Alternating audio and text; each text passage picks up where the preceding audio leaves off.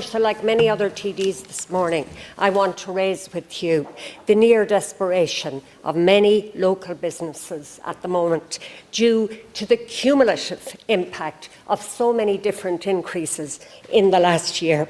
We have heard about the increase in the cost of energy. All businesses are impacted.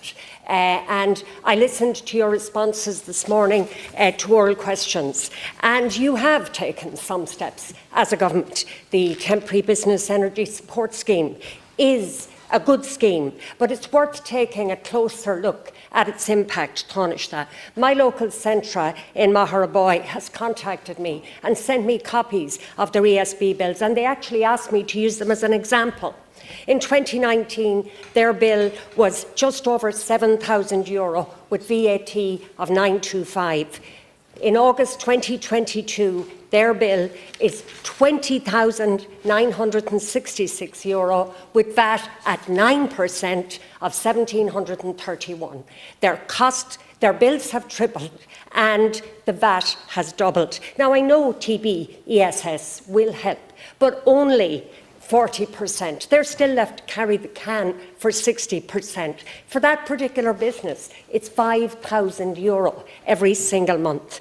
Now, I know businesses can make savings, and let me tell you, they are doing it assiduously already. But it's not just the energy costs, Minister, it's the cumulative impact. If I again go back to my local Centra, rates are increasing. That's happening in many counties across the country. Insurance increasing, motorists sorted, but public liability is still not.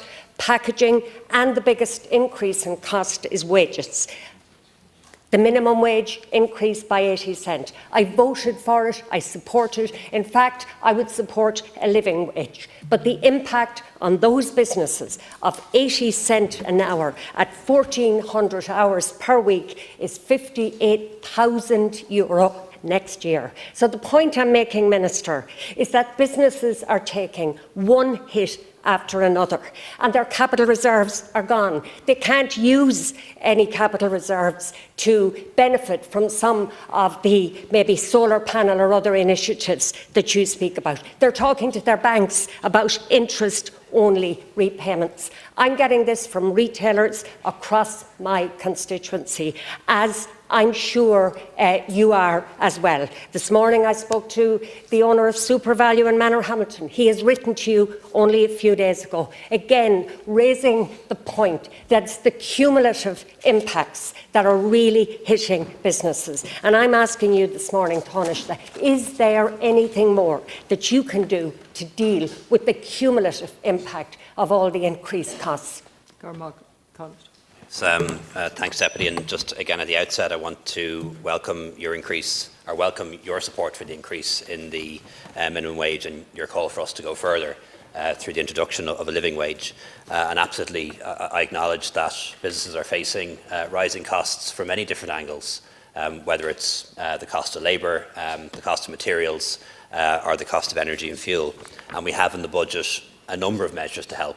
The extension of the VAT 9% rate until the end of February, and then crucially the Temporary Business Energy Support Scheme, which we are now legislating for in the Houses at the moment, and that will refund about 40% of the increase in the cost of energy to businesses up to $10,000 a month. But there are constraints. We need to be honest with people about that. This is taxpayers' money. It's over $1 billion in ordinary taxpayers' money helping businesses with their energy bills, another $1 billion in loans being guaranteed by ordinary taxpayers to help businesses with their bills, and rightly so. Businesses are taxpayers too, and they employ people who are taxpayers, but it's still well over $2 billion in financial support being provided to businesses just between now and the end of February. It's not a small amount of money, and we need to be honest with people that we're not going to be able to fully cover the increase in their bills, and we are limited by EU state aid rules. Which actually only allow us to refund 30% of the difference. We're pushing for 40, which is higher. It's not going to be possible to go beyond that, and we need to be honest about that. And anyone calling for it, for going beyond that, isn't making an honest call. And I do deal with businesses and engage with businesses all over the country all the time.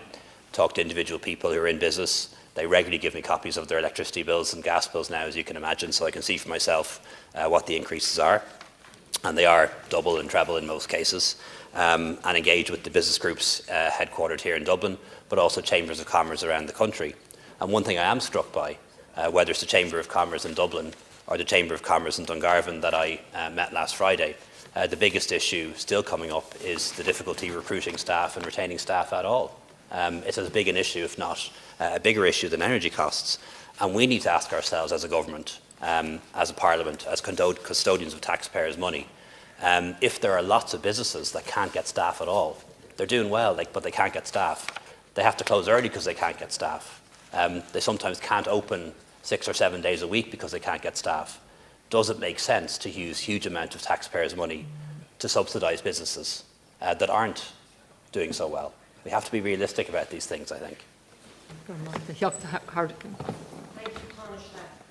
I'm talking about here are not small businesses. I mean, even a small supermarket employs 10 to 15 people. And those at the larger end, in small towns, still employ maybe 50, 60 people.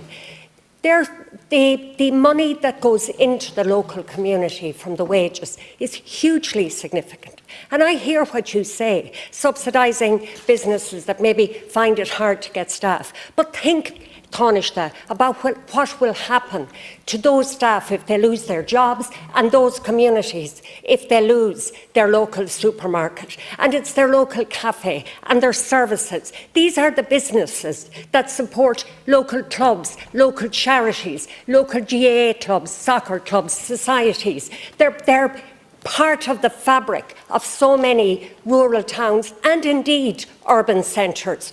And we are looking at some of them closing. Unless they pass on these increased costs to consumers, that will send inflation through the roof. And Minister, people won't be without supermarkets. They will have the large chains and the multinationals, but the small ones will close unless you look at rates, rebates, or finding some other way of giving more support to these businesses. Thanks, Deputy. We'll do absolutely everything we can, as we did during the pandemic, to protect those businesses and those jobs that are viable but vulnerable. And I think we've shown true cause on that in the years that have gone by. We've cut taxes, cut VAT to 9% for electricity, for gas, for hospitality, for personal services. We've also reduced excise on petrol and diesel, and now we're bringing in energy subsidies to help businesses to pay their energy bills. And they will see that money in the next few weeks, and it'll be backdated to September, and it will help a lot. But I do have to say, at a time of full employment, and we are at a time of close to full employment, at a time when lots of businesses can't expand, can't open fully because they can't get staff, it doesn't make sense to continue to fund and subsidise businesses that are not viable. It doesn't make sense when there's another business down the road that can't stay open because they can't get staff.